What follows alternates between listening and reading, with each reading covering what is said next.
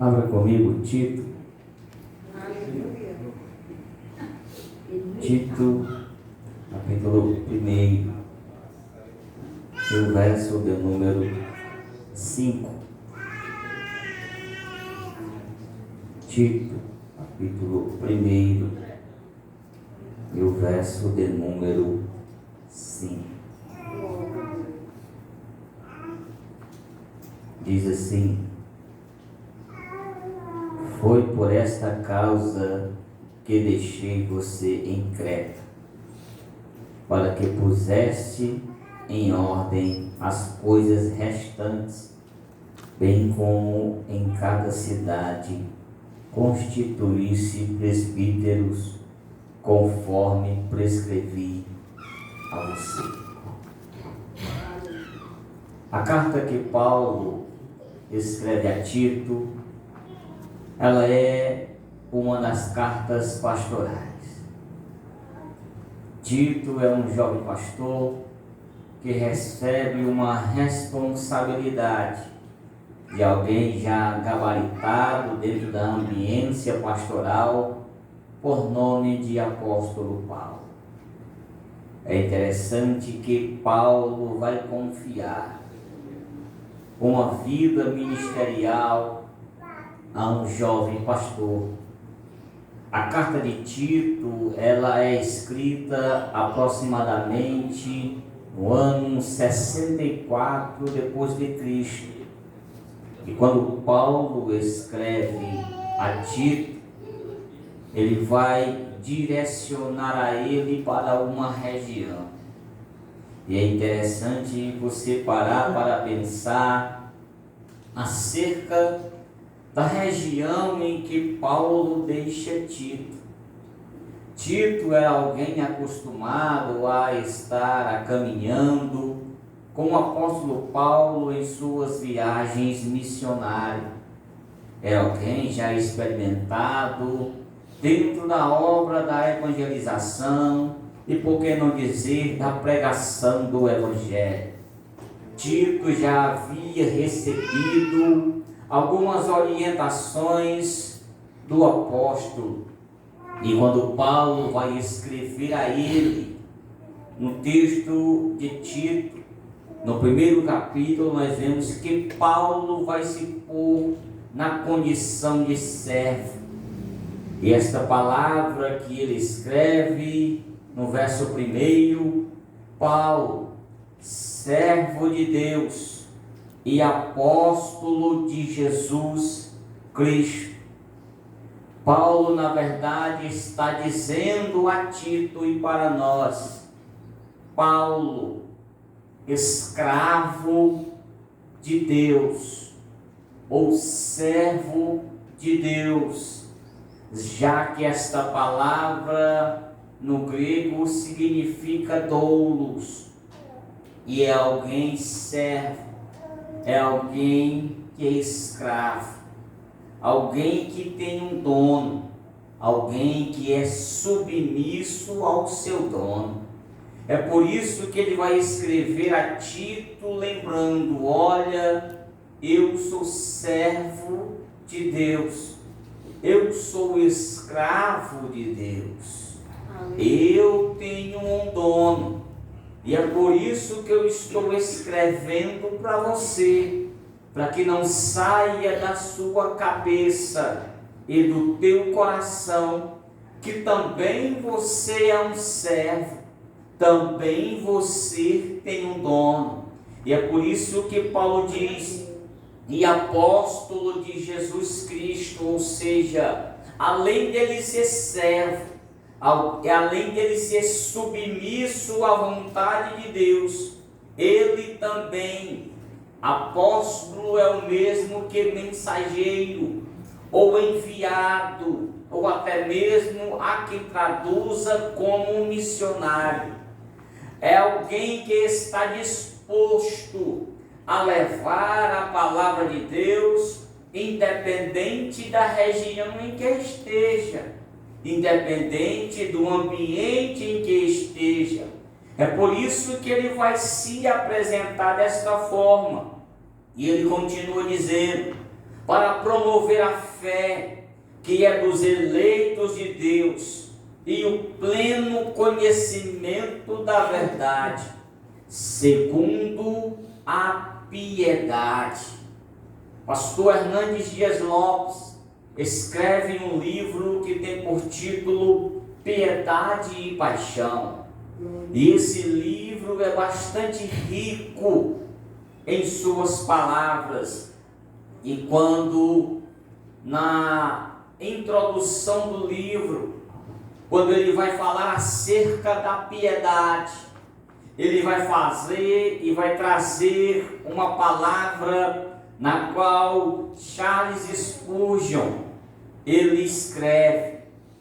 Charles Spurgeon escreve dizendo: um pastor infiel é o maior agente de Satanás dentro da igreja. Paulo está escrevendo para um jovem pastor. Paulo está escrevendo para alguém que vai lidar agora com a ambiência ministerial. E ele diz: escrevo na esperança da vida eterna. É interessante que a vida eterna aqui vai muito mais além de uma expectativa, mas uma certeza arraigada da natureza imutável do nosso Deus. Ele está dizendo, na verdade, com a certeza, que a esperança que Paulo tinha era que Deus iria te garantir a vida eterna. E essa é a mesma esperança que a igreja tem que ter. Essa é a mesma esperança que deve habitar dentro de uma ambiência cristã. O mundo lá fora parou no dia de hoje com uma expectativa em favor de um homem.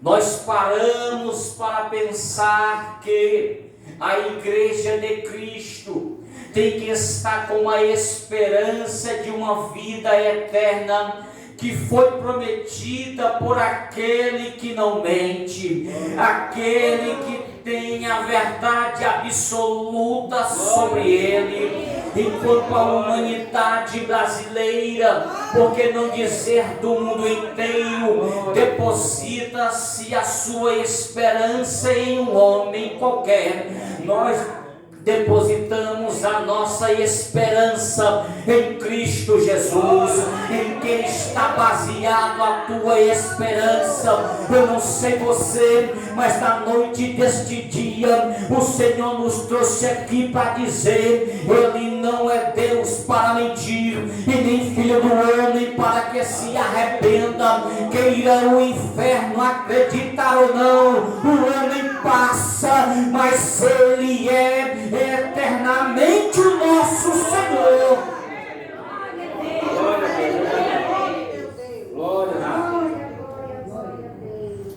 E no versículo 3, o apóstolo Paulo diz: e no momento oportuno manifestou a sua palavra mediante a pregação que me foi confiada por ordem de Deus, nosso Salvador. Glória.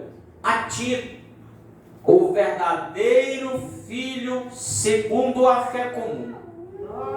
Paulo primeiro orienta ao pastor, falando acerca do serviço cristão.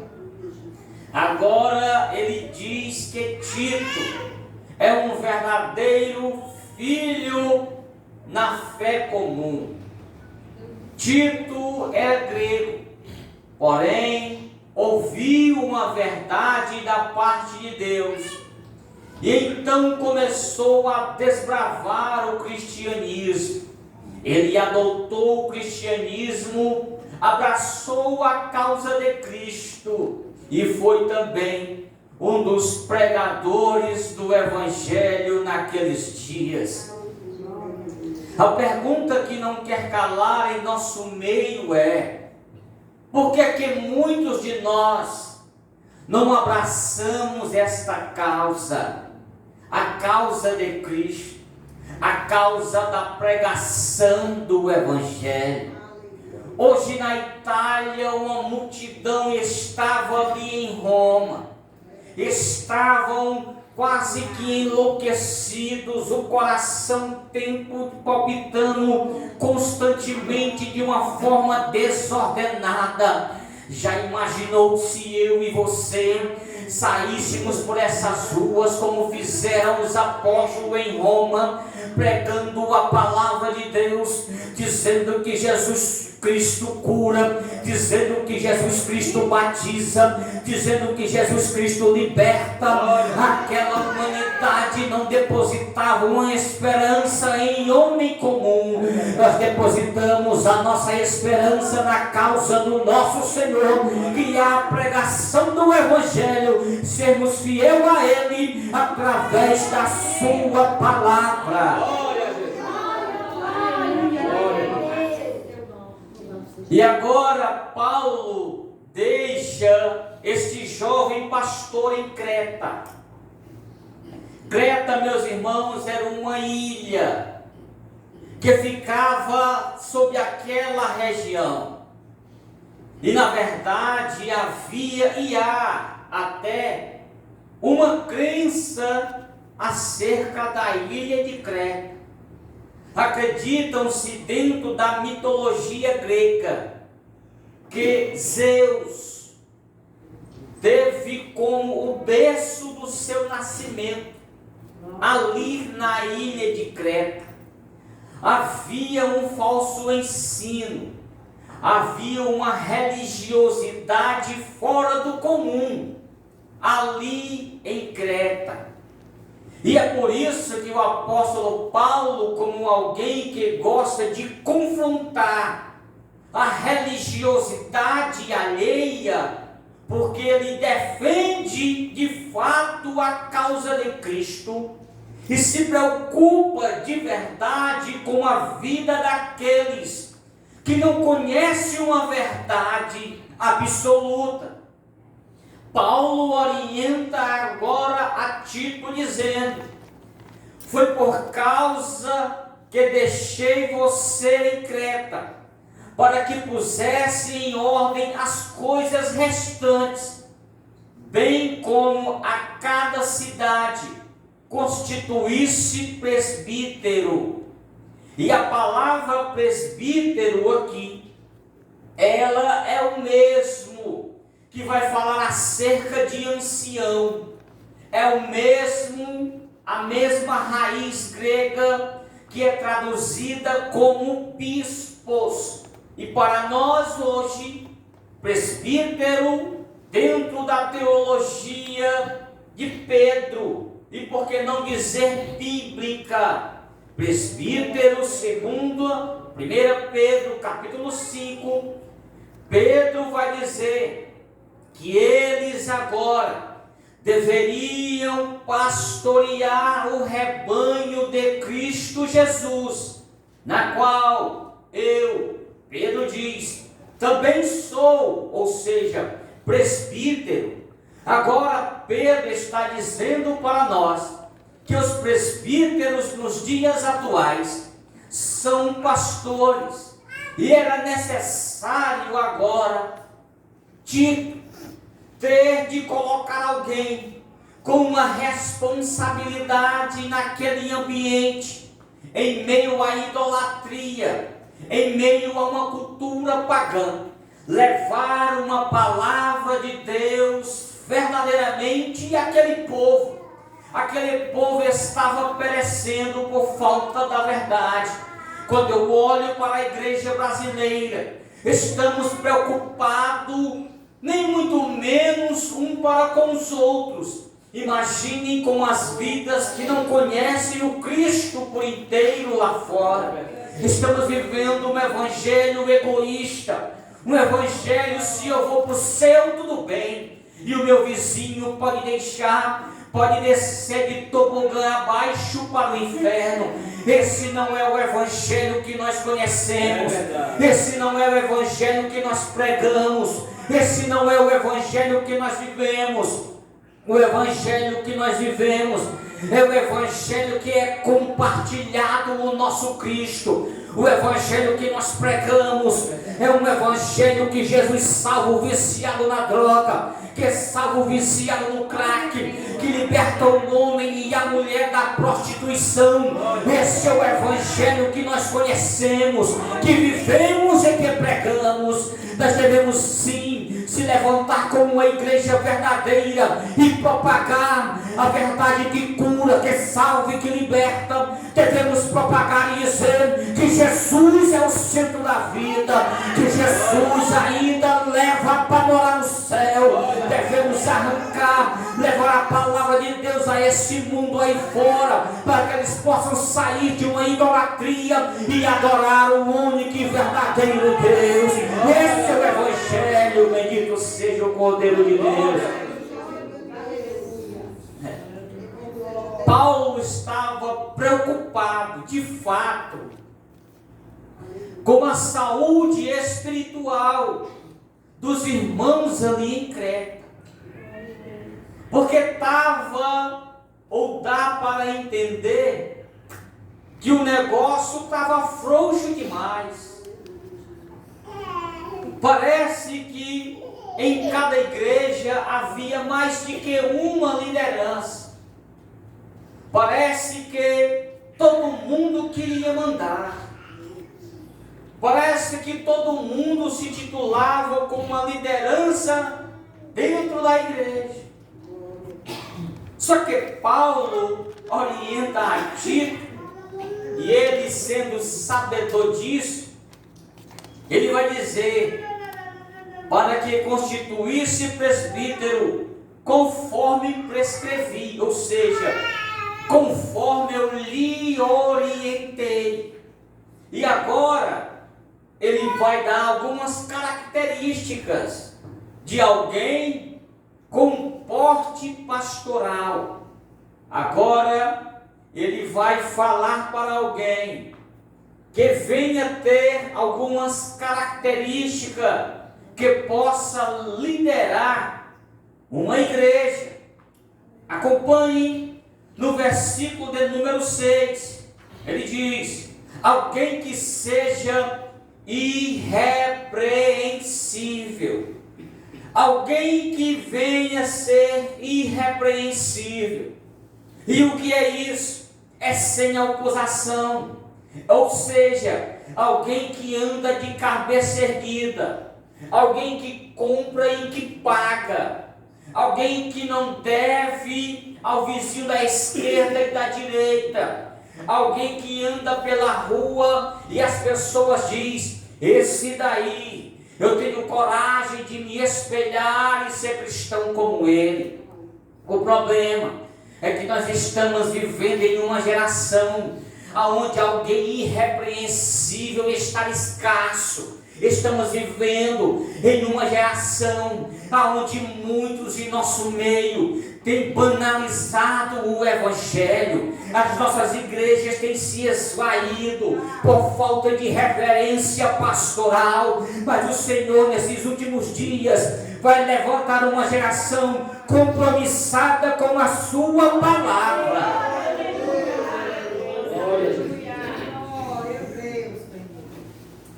Na noite de ontem nós estudamos acerca disso, acerca de Jesus sendo o bom pastor.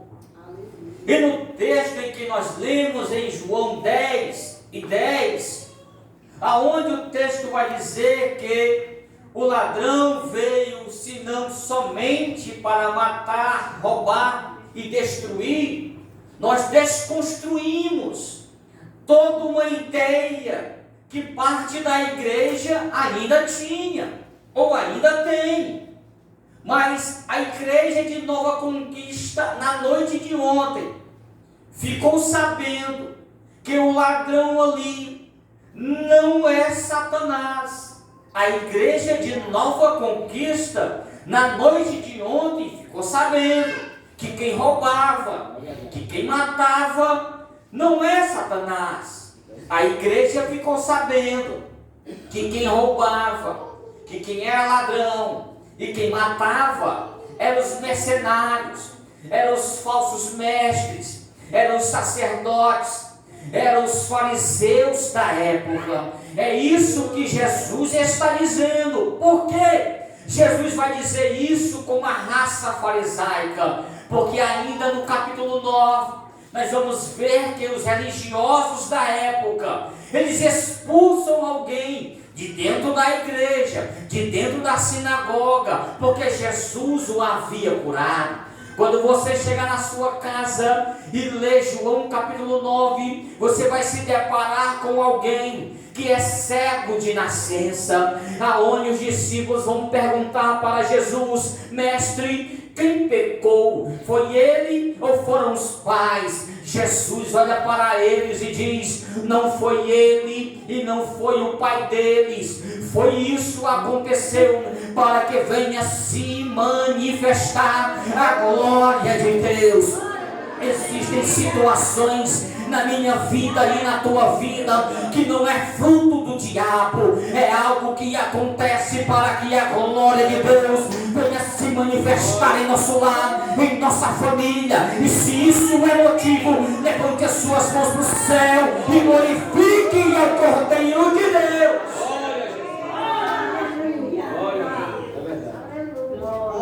Quando a raça farisaica sabe que aquele homem foi curado, eles procuram os pais do rapaz e diz: é esse aí o teu filho? E ele diz: é ele mesmo. Quem foi que curou eles? Só que os pais, dentro do texto lá de João 9, a Bíblia faz questão de dizer que os pais estavam com medo. Por quê? Porque os fariseus já tinham dito: se disserem que é Jesus, também vai para fora da sinagoga. A síndrome farisaica, por incrível que pareça, ainda permeia em nosso meio. Quantas lideranças religiosas tem colocado a membresia para fora do templo. Saiba de uma coisa: a igreja não é do homem, as ovelhas não é do homem. A ovelha um dia nós iremos de entregar ao sumo pastor, que é o nosso Senhor Jesus. Você é a propriedade exclusiva de Deus. Você é a propriedade exclusiva de Jesus Cristo de Nazaré, o teu supremo pastor. Ele apenas nos incumbiu uma responsabilidade de alimentar vocês através da palavra. Ele apenas nos deu uma orientação espiritual para transmitir para vocês. É diferente, meus irmãos, de Ezequiel capítulo de número 34, aonde vai dizer que ali há falsos mestres, há falsos pastores. Abra comigo, meus irmãos, no livro de Ezequiel capítulo 34, a partir do versículo 1, a Bíblia diz: veio a mim a palavra do Senhor dizendo: filho do homem, profetiza contra os pastores de Israel. Profetiza e dize-lhes: assim diz o Senhor, ai dos pastores de Israel, que se apacentam a si mesmo. Nós estamos vivendo uma geração que pastor já não pastoreia mais o rebanho, se preocupa com sua própria vida, com o seu próprio bem-estar. Nós estamos vivendo uma triste geração, aonde o que foi proferido pelo livro do profeta Ezequiel está se cumprindo em pleno século 21. Mas o Senhor me trouxe aqui para te dizer: esse momento vai estar acabando. O Senhor vai levantar uma geração de cuidadores de ovelha, e o nome dele vai ser glorificado. Ele continua dizendo: Não apacentarão os pastores as ovelhas? É uma pergunta que ele está fazendo agora.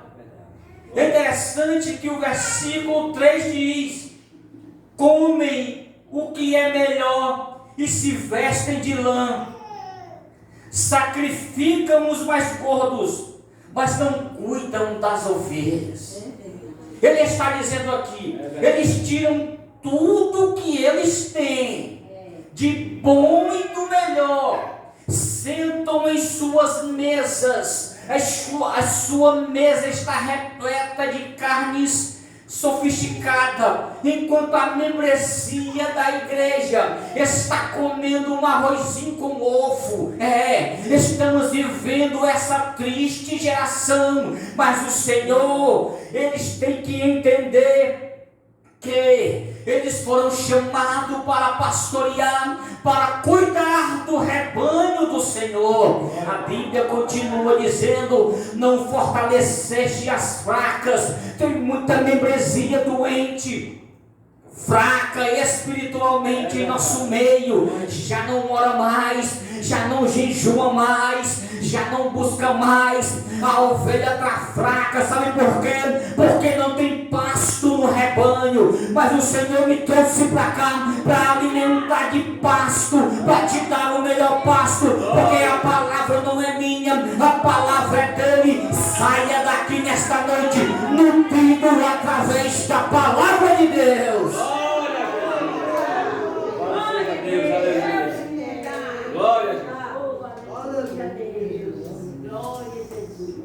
Chega de mensagem de autoajuda. Chega de mensagem de autoajuda. Nós estamos precisando de homens irrepreensíveis. Alguém, pastores, que possam sair por essas portas de cabeça erguida, de olhar para vocês, de olhar para a membresia de cabeça erguida, dizendo: eu estou prestando um bom serviço a Deus.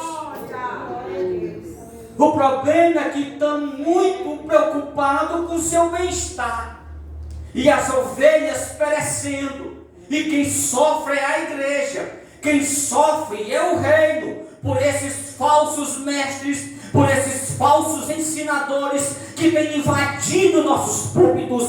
Mas os dias deles está chegando na balança do nosso Senhor. Ainda, meu irmão, está quase lá. Vai chegar o momento em que a espada vai passar, e aqueles que ainda não pastoreiam o rebanho do Senhor com integridade, com legitimidade, hão de prestar conta com o sumo pastor. No versículo 4 ainda, de Ezequiel 34 diz: não fortaleceste as fracas, não curasse as doentes. Quantos membros em nosso meio, quanta membresia em nosso meio está fraca, está doente, precisando ser tratadas. E aonde estão esses pastores? Aonde estão essas lideranças? Ele continua dizendo: não ligastes as quebradas, não trouxeste de volta as desgarradas, e não buscaste as perdidas, mas em vez disso, dominaste sobre elas com rigidez e dureza. Esse camarada aqui é uma autoridade só para com o rebanho, como que se o rebanho fosse dele. Se fosse em outra denominação, o negócio poderia ficar pior. Mas ele diz: assim dispersaram, pois não havia um pastor, e se tornaram pasto para todas as feras do campo. Ovelhas sem pastor, ovelhas sem referencial, é presa fácil para o inimigo aí fora. Fica vulnerável aos ataques do inimigo. Mas ele diz: assim se dispersaram, pois não havia o pastor. Verso 6: minhas ovelhas andam desgarradas por todos os montes e altos, estão espalhadas por toda a terra, sem que haja quem as procure e a quem busque. Portanto, pastores, escutem a palavra do Senhor. Olha o que o versículo 8 diz: vivo eu, diz o Senhor, visto que as minhas ovelhas foram entregues à rapina e se tornaram pasto para todas as feras do campo, por não haver pastor, e que os meus pastores não procuraram as minhas ovelhas, pois se apacentam a si mesmo e não apacentam as minhas ovelhas. Portanto, pastores, escutem a palavra do Senhor. Assim diz o Senhor Deus: eis que eu estou contra os pastores e exigirei deles as minhas ovelhas. Farei cessar o seu pastoreio e não apacentarão mais a si mesmo. Livrarei as minhas ovelhas da sua boca, para que já não lhes sirvam de pasto.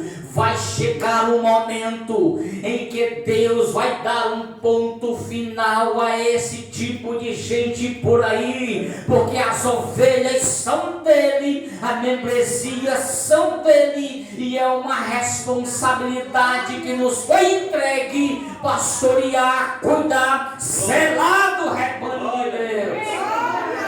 Glória a Deus. Ele diz ainda em Tito: marido de uma só mulher. A carta foi escrita no ano 64 aproximadamente depois de Cristo. O recado que Paulo dá a Tito ainda vale para os dias atuais. Mas parece que nós estamos vivendo em uma geração, parece que não está levando em conta as verdades contidas nesse texto. Quantos homens nós conhecemos por aí que tem trocado a sua esposa de 50 por duas de 25? O Facebook dele é um, mas o Instagram dele é outro. Vive uma duplicidade de vida. Quando sai para pregar por aí, até tira a aliança do dedo. Ei, tenha cuidado aonde você está se encontrando, porque a igreja tem um dono e os teus dias estão contados. A palavra do Senhor nos dá respaldo para falar isso. Bendito seja Deus. Que tenham filhos crentes, que não são acusadores de devassidão e nem são insubordinados. Querem até ser pastor, querem até ser presbíteros, querem até ser diáconos de nossas igrejas, mas são insubordinados. Insubordinado é alguém que tem a síndrome de Satanás. Insubordinado é alguém que não respeita a liderança, quer fazer o que quer, na hora que quer. Tenha cuidado, observe as qualificações do presbitério e do ministério diaconal para você querer servir. Se enquadre primeiro na palavra. Não é a palavra, meu irmão, que tem que ir de confronto, adequar o teu coração e a tua maneira de viver. Somos nós, pregadores, pastores, que temos de andar conforme a sã doutrina da palavra de Deus. Essa classe por aí tem se esquecido do que o mesmo Paulo diz, que toda liderança é constituída pelo próprio Deus. É Deus quem levanta, é Deus quem abate. E o mesmo Paulo vai dizer, e ele mesmo deu para alguns pastores, doutores e mestres e evangelistas, e ele vai dizer alguns requisitos ministeriais. Se você ainda não alcançou, não galgou esse ministério, tenha cuidado naquilo que você almeja. Mas está escrito, pastor, aquele que almeja o episcopato, boa coisa almeja. Para chegar até lá é um caminho árduo e difícil, e quando chegar é mais difícil ainda, porque agora os olhos estão todos focados em você. É dessa forma que nós temos que viver e aprender.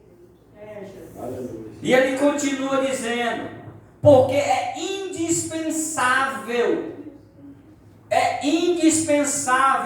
que o bispo, ou seja, é o mesmo presbítero aqui, é o mesmo ancião aqui, é o mesmo alguém de uma idade avançada.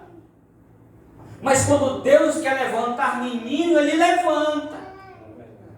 Quando Deus quer levantar pastores, Ele levanta, porque a igreja é dele. Foi assim com Tito. Tinha alguém mais experiente do que ele em Creta? Tinha. Mas foi através dele que a igreja ali foi endossada através da palavra. E nós vamos ver na quinta que vem, no capítulo 2, porque vai ver ainda no capítulo 2 alguns ensinamentos que ele traz. Mas ele diz ainda no verso 7, por serem carregados das coisas de Deus, sejam irrepreensíveis, não arrogantes, alguém que não se irrita facilmente. Alguém que não se irrita facilmente. Percebam, sabe daqueles irmãos que precisam estar direto no chazinho de camomila, suquinho de maracujá? Tem que ter um equilíbrio, tem que saber ouvir, tem que ter maturidade para aquilo que você almeja.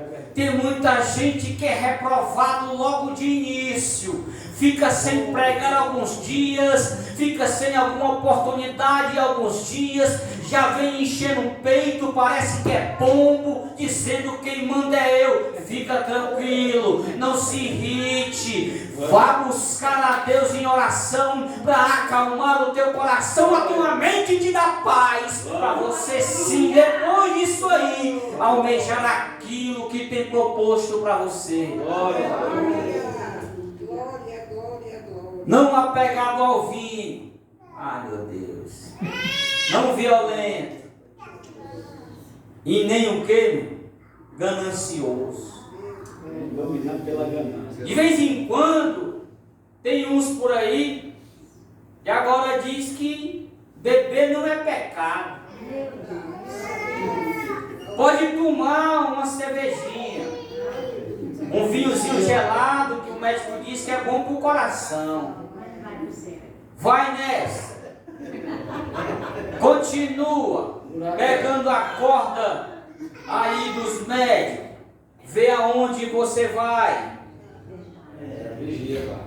Paulo aconselha dizendo, e não vos embriagueis no vinho em que há dissolução, mas enchei-vos do Espírito do Senhor.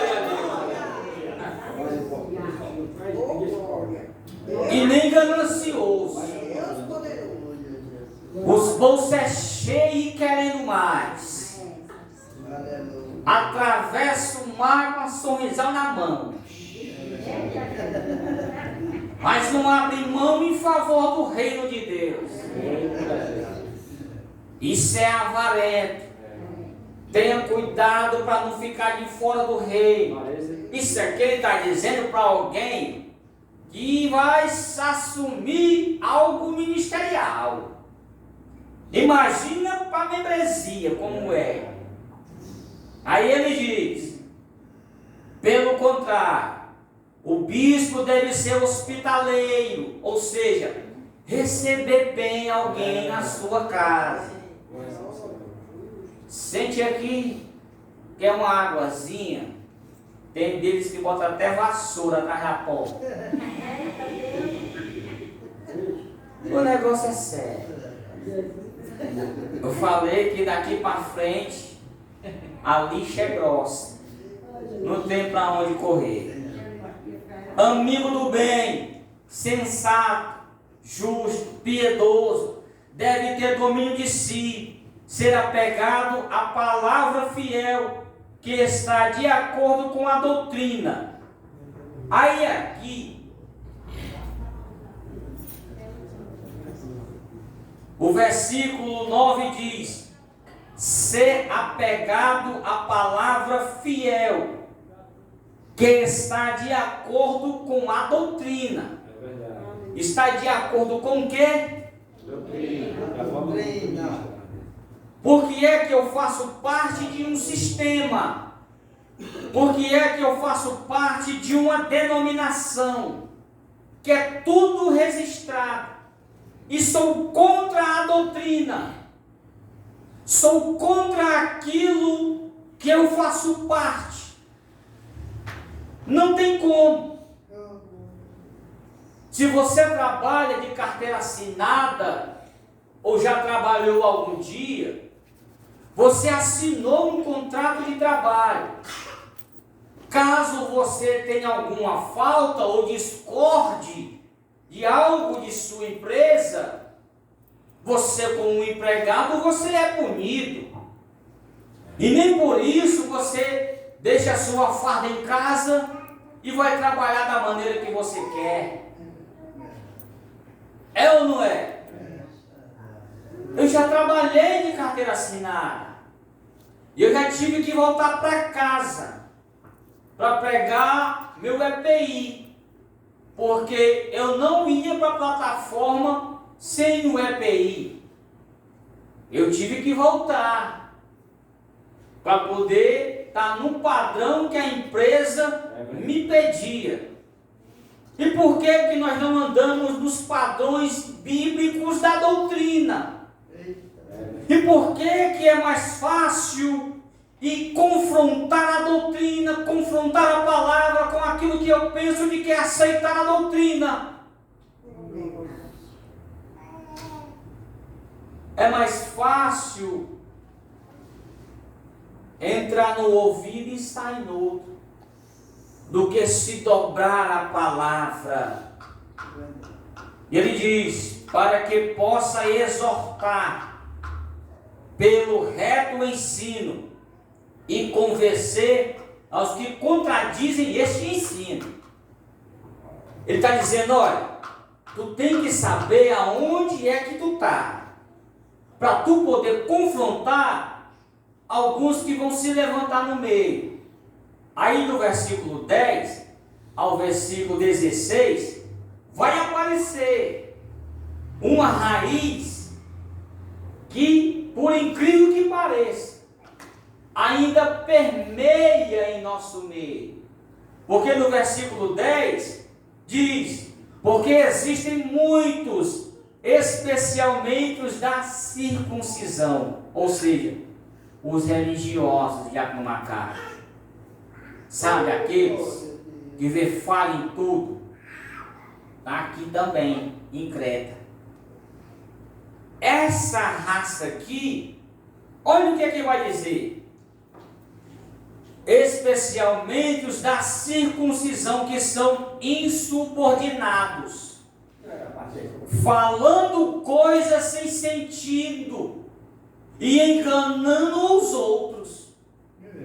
Eles começaram a introduzir um falso ensino entre os irmãos de Creta, induzindo e enganando os outros. Aí ele vai dizer: é preciso fazer com que eles se calem. Mas se calar é na palavra. Eles queriam cantar de galo achando que sabia de alguma coisa. Tito, instruído por Paulo, cheio do Espírito, também disse: Paulo disse, vá fazer eles se calarem através da palavra. Sabe aqueles rituais do Antigo Testamento? Do sacrifício, ainda outras coisas mais. Eles estavam querendo introduzir de novo. Ele diz: faça com que eles se calem, porque andam pervertendo casas inteiras, ensinando o que não devem. Para vocês terem uma ideia, as igrejas aqui ainda não eram como nós. As igrejas aqui eram de casa em casa. Eles iam nas casas e diziam: tudo que o pastor lá está falando está errado. O que está certo é isso aqui. Aí enxertava na cabeça dos irmãos. E o que acontecia? Uma confusão na mente. E agora, em quem eu vou acreditar? Qual ensino é que eu devo acreditar? Aí ele diz: ensinando o que não devem, com intenção vergonhosa. Olha a intenção de ganhar. Está no texto. De ganhar dinheiro. Foi um dos cretenses, um próprio profeta deles, que disse: os cretenses são sempre mentirosos, feras terríveis, comilões, preguiçosos. Este testemunho é verdadeiro. Portanto, repreenda-os severamente, para que sejam sadios na fé. Vocês estão entendendo a problemática que Paulo deixou Tito? Quando eu fico lendo esse texto, eu fico lá em casa e disse: rapaz, esse homem era crente mesmo. Foi com um covil de lobo, sozinho, para poder, rapaz. Mas ele tinha bagagem, ele tinha respaldo na palavra. É por isso que Paulo disse: olha, tem você para ir lá e combater essas heresias. Arranca tudo que é herege através da palavra, para que eles venham ser sadios na fé. Glória a Deus. E não se ocupe com fábula judaica, ainda cheio de ritual, querendo implantar dentro da igreja. Vamos sacrificar ainda um bezerro, vamos queimar incenso aqui. Tenha cuidado aonde você tem andado, a doutrina que você tem ouvido, porque ainda tem muitas igrejas por aí com fábulas mentirosas acerca do ensino. E o texto ainda vai dizer: todas as coisas são puras para os puros, mas para os impuros e descrentes nada é puro. Para eles nada está certo. Pense numa classe. Religioso é algo, meu irmão, que tem que ser estudado. Para eles nada presta. Para eles nada funciona, só do jeito que eles acham que é. E é um problema esse tipo de pessoas em nosso meio.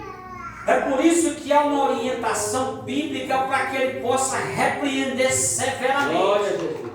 É cortar mesmo, sem deixar a raiz, arrancar mesmo. E é isso que nós vamos fazer. Desconstruir toda a ideia de religiosidade, de um falso ensino. E nós vamos trazer uma sã doutrina através da palavra. Porque se essa palavra não mudar, não tem nada que mude. É verdade. Aí ele vai dizer: nada é porque tanto a mente como a consciência deles estão corrompidas. Percebam que a mente deles estão corrompida. É algo que foi infiltrado neles. É algo que eles não sabiam lidar. Mas aí chega um de mansinho. Sente aqui. É aqui assim, ó. Está aqui. Mas está aqui. Está aqui. Você está vendo que está aqui? Para vocês terem uma ideia, hoje, pela manhã, eu fui confrontado novamente. O camarada chegou e disse: olha aqui esse vídeo, aonde um pastor e alguém judaizante, mostrando na Bíblia que a noiva não era a igreja. Ele foi para Apocalipse 21 e disse, falou lá, eu vou ler para vocês. Apocalipse 21. Quando ele fala acerca da Nova Jerusalém. Apocalipse 21. Diz: e vi no céu a nova terra, pois o primeiro céu e a primeira terra passaram e o mar já não existe. Vi também a cidade santa, a Nova Jerusalém, que descia do céu da parte de Deus, preparada como uma noiva. Aí ele diz no versículo 9: então veio um anjo, um dos 7 anjos que tinham as 7 taças cheias dos últimos 7 flagelos, e falou comigo dizendo: venha, vou mostrar-lhe a noiva, a esposa do Cordeiro. E ele quis falar para mim assim. Eu passei a vida inteira acreditando nos pastores que a noiva era a igreja. Agora eu vi no podcast, olha aí onde ele foi, que a noiva é Jerusalém. Aí eu disse: Jesus. E o Espírito me fez ir para o mesmo Apocalipse, agora no capítulo 19, quando ele vai dizer, ainda no capítulo 19, quando ele diz, no versículo 7, alegremo-nos, exultemo-nos e demos-lhe glória, porque chegou a hora das bodas do Cordeiro. E eu perguntei para esse Senhor: o que se comemora em umas bodas? Eu não sei, sabe? O problema é que você não quer dizer. Bodas significa festa ou casamento. Então é um casamento. E ele disse, e eu continuei o texto: e a noiva dele já se preparou. A ela foi permitido vestir-se de linho finíssimo, resplandecente e puro. E perguntei para ele de uma forma irônica: dá para vestir uma cidade com linho finíssimo? E agora? Me diga, dá para vestir uma cidade, a Nova Jerusalém, com linho finíssimo? Não soube responder.